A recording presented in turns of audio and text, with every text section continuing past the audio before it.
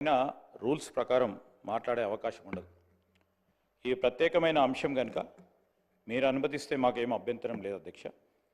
అదేవిధంగా ఇంతకుముందు గౌరవ ముఖ్యమంత్రి గారు ఈ స్టేట్మెంట్ ప్రకటనకు సంబంధించి ఎందుకు చేస్తూ ఉన్నాం, ఈ రోజుకున్న ప్రత్యేకత ఏంది? 9వ డిసెంబర్ ఆ రోజు సోనియా గాంధీ గారు ప్రకటన చేసిన తర్వాత మరొకసారి తెలంగాణ యావత్ జాతికి సంబంధించిన వారి ఆరాటం, అనేక మంది ఉద్యమకారుల పోరాటం, సమస్త తెలంగాణ వాదులకు సంబంధించిన ఆశయం నెలకొల్పిన రోజు కనుక ఈరోజు మనము తెలంగాణ తల్లి విగ్రహ రూపకల్పనపై చర్చ జరుగుతూ ఉన్న సందర్భంలో మన సంస్కృతికి, మన ఆనవాళ్ళకి, మన చరిత్రకు దర్పణంగా రూపొందించుకోపోతా ఉన్న ఈ తెలంగాణ తల్లి రూపకల్పన విషయంలో మేము ఆశించాం అధ్యక్ష.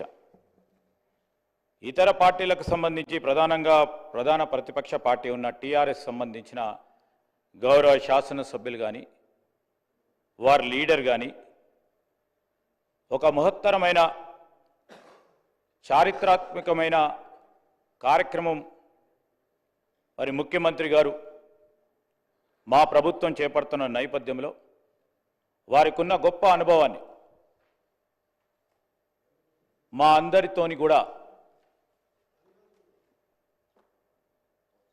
2 మాటలు చెప్పి తల్లి విగ్రహ రూపకల్పనపై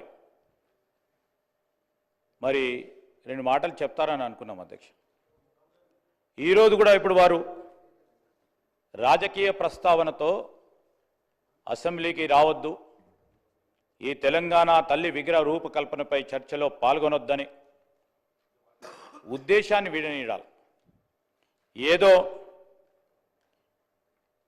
ఏదో కారణంతో ఏదో రాకుండా ఉండాలని అసెంబ్లీకి సంబంధించిన రూల్స్ ప్రొసీజర్స్కు విరుద్ధంగా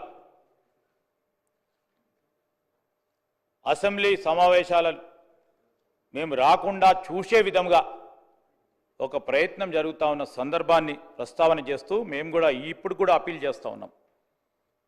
మీరు రండి, ఈరోజు మేము కూడా కోరుతా ఉన్నాం స్పీకర్ గారిని.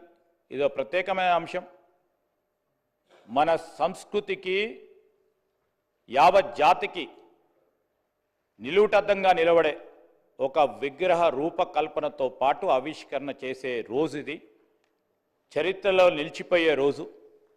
బేషిజాలను పక్కన పెట్టండి, ఈ ఒక్క రోజు రాజకీయాలను పక్కన పెట్టండి, మీరందరూ రావాలి. తెలంగాణ యావత్ ప్రజలందరూ కూడా వేచి చూస్తూ ఉన్నారు ఈ సమయం గురించి. మీరందరూ రావాలని మరొక్కసారి ముఖ్యమంత్రి గారి తరఫున, మా అందరి తరఫున వారికి కోరుతా ఉన్నాం. రాజకీయాలను పక్కన పెట్టండి, ఇదో ప్రత్యేకమైన అంశం, దీంట్లో పాల్గొనాలని మరొక్కసారి వారికి కోరుతా ఉన్నాం అధ్యక్ష.